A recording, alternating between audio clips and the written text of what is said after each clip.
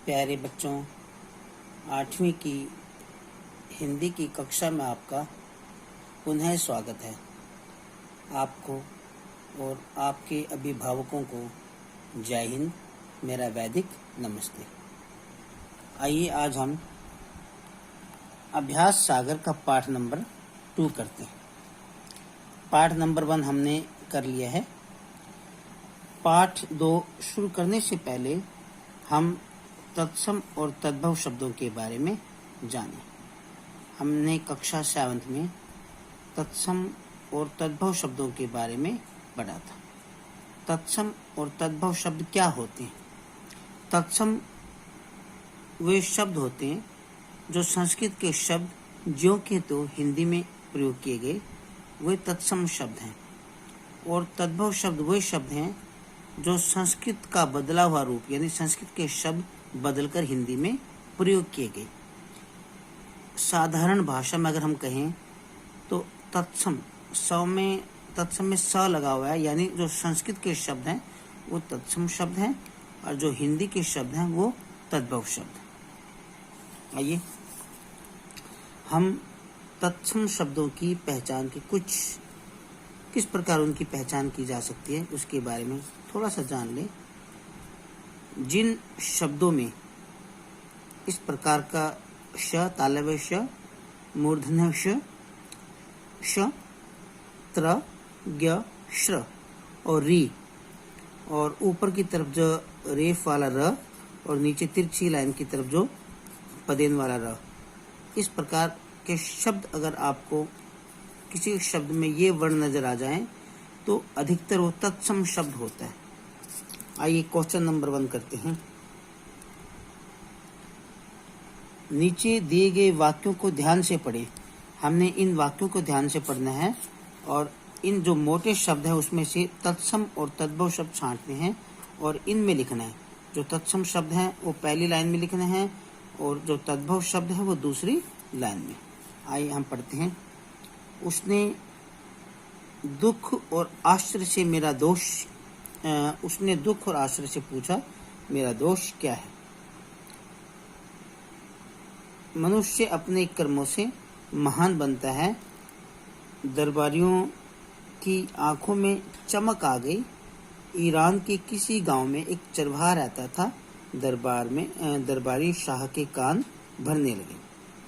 प्यारे बच्चों, पहला दुख ये तत्सम शब्द है। आश्चर्य में ऊपर की तरफ देखो र लगा हुआ है, ये तत्सम है, जैसे ऊपर की तरफ र यहाँ पे लगा हुआ है। उसके बाद दोष देखो, ये वाला श का प्रयोग हुआ है, मूर्धन्य श, तो यहाँ पे भी ये तत्सम शब्द यानी संस्कृत के शब्द हैं। कर्म में ऊपर र लगा हुआ है, ये भी तत्सम शब्द यानी संस्कृत के शब्द हैं। और ये तीनों हैं, ये हैं तद्भव शब्द यानी हिंदी के शब्द। जहाँ पर चंद्र बिंदु आ जाए वो हिंदी के यानी तद्भव शब्द ने माना जाता है, जहाँ पर चंद्र बिंदु। क्वेश्चन नंबर 2, निम्नलिखित शब्द समूह में तत्सम शब्दों पर घेरे लगाओ। यानी तत्सम जो हिंदी के जो संस्कृत के शब्द ने हमने घेरे लगाना है और बाकी उससे अलग जो शब्द होंगे वो तद्भव शब्द यानी हिंदी के शब्द होंगे। मयूर, मैना, बुलबुल और कौवा। इसमें जो मयूर शब्द है वो तत्सम शब्द है यानी संस्कृत के शब्द हैं और बाकी शब्द हैं वो तद्भव शब्द यानी हिंदी के शब्द। जीवा तत्सम शब्द है, संस्कृत का शब्द है। और रात, आग और चांद ये तीनों तद्भव शब्द हैं यानी हिंदी के शब्द हैं। देखो यहाँ पे चंद्र बिंदु है तो यानी तद्भव शब्द है। और आग का तत्सम होता अग्नि और रात का तत्सम होता रात्रि, लेकिन ये तद्भव शब्द है। उसके बाद ये तीनों तद्भव शब्द है। और सूर्य, क्योंकि यहाँ के ऊपर र लगा हुआ, ये तत्सम शब्द यानी संस्कृत के शब्द है। क्वेश्चन नंबर 3, निम्नलिखित शब्द समूहों में तद्भव शब्दों पर घेरा लगाइए। अब हमने तद्भव शब्द पर घेरा लगा दिया, यानी जो हिंदी के शब्द हैं उन पर घेरा लगाना। बाकी 3 जो ऑप्शन हैं उनके अलावा वो संस्कृत के शब्द होंगे। अब पहला पढ़ते हैं, काट, स्थान, गुण, दोष। इसमें स्थान, गुण और दोष ये तीनों शब्द संस्कृत के शब्द हैं यानी तत्सम है। और जो काट है वो तद्भव है। काठ का तत्सम होता है काष्ठ। अब है ख, दुख, दही, आश्चर्य और बुद्धिमान। बुद्धिमान संस्कृत का शब्द है, आश्चर्य क्योंकि ऊपर र लगा हुआ है संस्कृत का है यानी तत्सम शब्द है, दुख भी तत्सम है, और जो दही है वो तद्भव शब्द यानी हिंदी का शब्द। ग, क्रोध, मोर, धन और सुरक्षित। ये भी देखो यहाँ पर ईर्ष्या है, ये संस्कृत का शब्द यानी तत्सम शब्द है, ये भी तत्सम शब्द है। ये क्रोध नीचे र लगा हुआ तत्सम शब्द है, और जो मोर है वो है तद्भव यानी हिंदी का शब्द।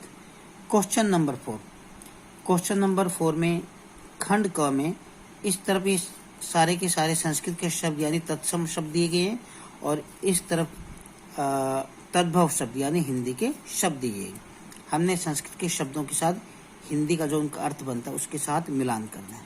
अब अश्रु देखो, श्र है, ये तत्सम शब्द है, और इसका जो हिंदी रूप है यानी तद्भव रूप है वो आंसू। क्षेत्र, क्षेत्र का जो तद्भव रूप है यानी हिंदी का खेत। निद्रा, निद्रा को हिंदी में बोलते हैं नींद, यानी ये तद्भव रूप है। जीवा, ये तत्सम रूप है और इसका तद्भव रूप बनेगा जीभ। अक्षी, अक्षी का जो तद्भव रूप बनेगा आंख। Question number 5। क्वेश्चन नंबर 5 ध्यान दें, निम्नलिखित वाक्यों को उचित स्थानों उचित शब्दों द्वारा पूरा कीजिए। हमारे पास हेल्प बॉक्स है, तो इन हेल्प बॉक्सों को देख हमारे पास 2 ऑप्शन दिए गए हैं, और इन ऑप्शनों को देखकर हमने यहाँ पर ब्लैंक्स भरने। पहला, मेरे पाँव में डैश चुभ गया, तो कांटा जो हिंदी भाषा के अनुसार जो सही शब्द बनता है वो हमने इसमें लिखना है। पेड़ के डैश गिर गए, तो पत्ते गिर गए। उसके बाद वे कल गृह प्रवेश करेंगे। रावण के 10 सिर थे, भगवान को दुग्ध स्नान करो। उसके बाद क्वेश्चन नंबर 6। क्वेश्चन नंबर 6 हमारे पास इस तरफ चित्र दिए गए हैं। चित्र को देखकर हमने यहाँ पर तत्सम शब्द लिखना है, और तत्सम शब्दों का यहाँ हमने तद्भव रूप लिखना है, यानी यहाँ पे संस्कृत के शब्द आ जाएंगे, यहाँ पर हिंदी के। अब देखिए, नाक का चित्र है। नाक को तत्सम कहते हैं नासिका, और नासिका का जो तद्भव रूप है हिंदी का रूप है वो नाक। उसके बाद सेकंड, सूर्य, ऊपर य लगा हुआ है, र लगा हुआ है, ये तत्सम शब्द है, और इसका तद्भव बनेगा सूरज। और उसके बाद पत्ता है, पत्ता का जो तत्सम बनेगा पत्र, और तद्भव रूप यानी हिंदी का रूप बनेगा इसका पत्ता। उसके बाद वृक्ष,